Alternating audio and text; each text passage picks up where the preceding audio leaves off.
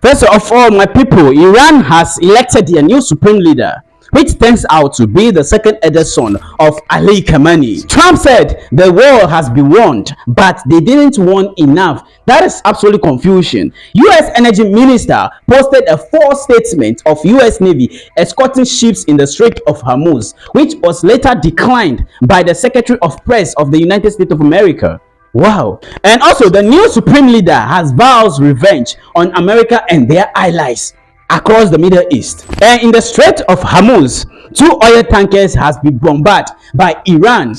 Without much ado, let's dive deep into the whole story. First of all, Iran has selected their new supreme leader, which turns out to be the second eldest son of Ali Khamenei.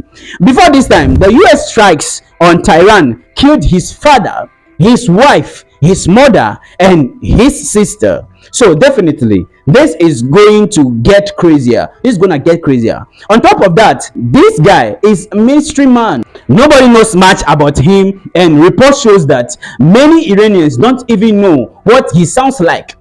His name is Mustaba Khamenei. He is the second oldest son of Ali Khamenei. He is 56 years old, and he's nothing unlike his father. He avoids the public and he keeps a low profile.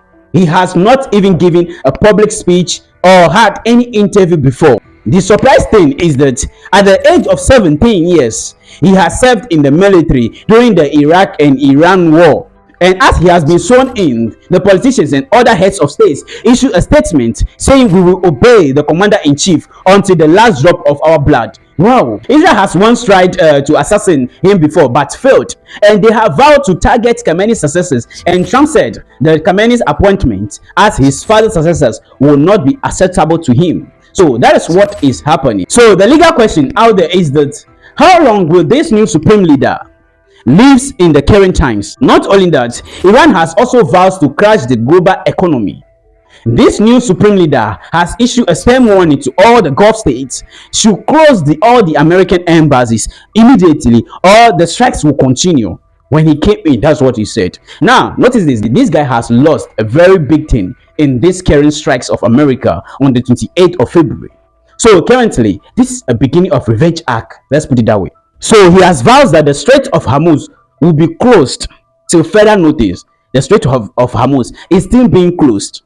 And far from that, two oil tankers were hit on the Strait of Hormuz, causing panic across the region.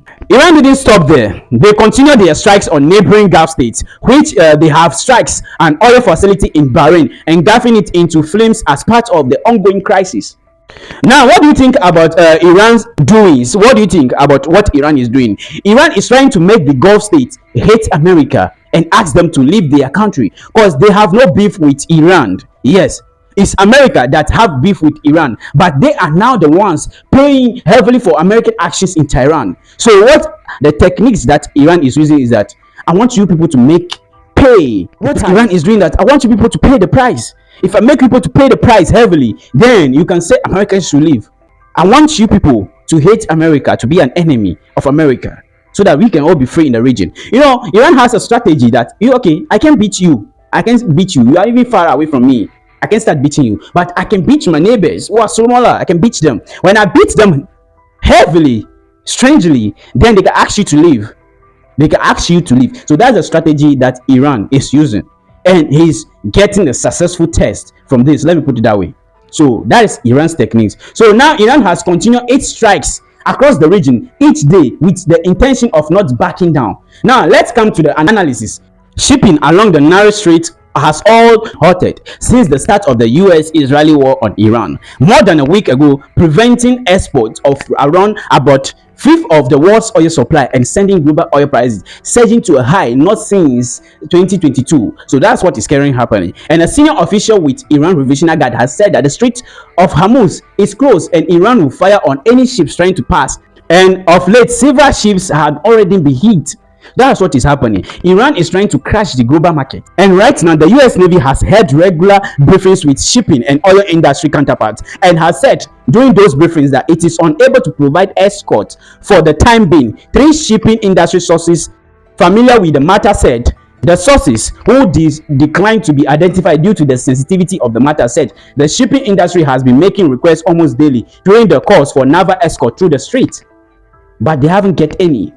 So the US military has started looking at options to potentially escort ships through the Strait of Hormuz.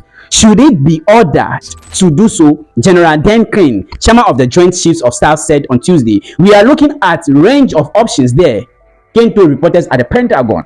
But the US military have not yet escorted any commercial ships through the Strait of Hormuz.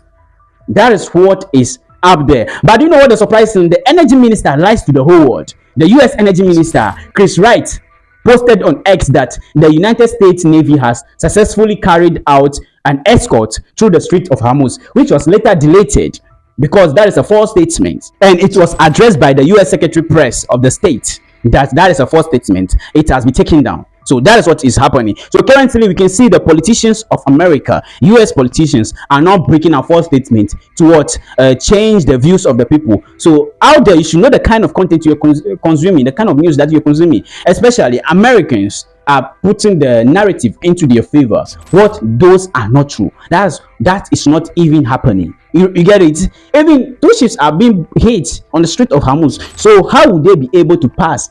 How did they make it? They are going to be hit. That is where the US CENTCOM commander has rejected that they won't allow the Navy to escort any ship by this time around because they don't know what Iran is capable of. So the Strait of Hormuz is closed. It remains closed. No ship is allowed to pass there. But if you are a friend of Iran, you can pass there diligent. But if you are not a friend of Iran, then you can pass there. That is what is happening. You can pass there. If you're a country, that's what the new supreme leader said. If you're a country that you have a United States ambassador and Israel ambassador in your country, and you do not sack them, you have to sack them before you can pass there. But if you do not sack them, then you have no way. You can pass there. You will be hate. You are going to be hate. You are going to be hate. That is what is currently happening. Yes. So now the reason why Iran rejects American ceasefire or talk was because they want America to learn the hard way. Yes. Just listen to this. We are definitely not looking for a ceasefire. We believe that the aggressor should be punched in the mouth so that he learns a lesson, so that he will never think of attacking our beloved Iran again. The Zionist regime sees its shameful existence in the continuation of the cycle of war, negotiation, ceasefire, and then war again to consolidate its dominance. We will break this cycle. So you can clearly hear Iran defense minister own voice. They want America to feel the heat at the end of all this crisis, and they also want America not to think of attacking them in their lifetime again. Yes, they want deterrence. They want America not to think of attacking them again in their life. Now this war is crashing the global economy as Iran blocked the Strait of Hormuz. Prices of oil has increased in America, even in the UK. The prices of oil has increased, prices of oil has increased, and for the global market, it's going to crash very soon. A lot is happening in this. Not even that. Even fertilizers pass through the Strait of Hormuz. It's not only oil. So the global market is going to face an economic crisis right now as we are talking, if the war still escalates more. It's as if the fate of the whole world lies in the hands of Iran. That's what we are looking at right now. Maybe the fate of the whole world lies in the hands of Iran. And probably Iran has been sanctioned for so many years, and more sanctions and more sanctions. So, and they have never dreamt of closing the Strait of Hormuz before. So currently we can see that if Iran wants to crash the global economy, they can, because they have been sanctioned for so many years now. And if they want to do that, they can. They can, yes. That's what we are seeing right now. They can. Just recently, what's happened in close the Strait of Hormuz. Look at what is currently happening across the globe. So these people have the upper hand in this. And currently, we know that Donald Trump seems like winning this war. We know that. We know what is happening. Despite all the controversies, all the narratives that they are pushing out, the press that they are holding, a lot of people across the globe knows what is happening, knows the truth in this. Let's forget about the narratives. Yes. That is why, as for now, Donald Trump wants ceasefire. He is pushing hard to end this war. But that lies on the Iranian regime. It lies in their hands, whether they want a ceasefire or not.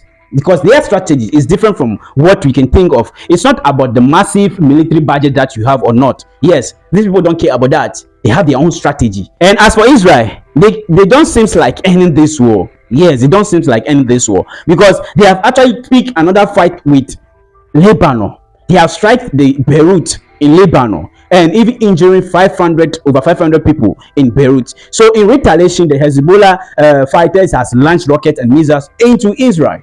That is what we are seeing right now. So for Israel, it doesn't seem like they want the end of wars across the regions. They don't want to end war. They want to be fighting each and every day. They want to be fighting war. I don't know. I don't know whether they want to wipe themselves off the surface of the earth. I don't know. I don't know that. But they have continued fighting this war with people daily and day out, causing panic and havoc across the regions. So that is what is currently happening. Now, guys, what do you think will happen if these attacks still continue? Because this is what happens if you attack somebody unprovoked without proper planning. You attack Iran without proper planning. That is what happens. So Donald Trump is currently pushing hard to end this war at his own terms. But for Iran, they can only end the war at their own time, at their own pace, at their own terms.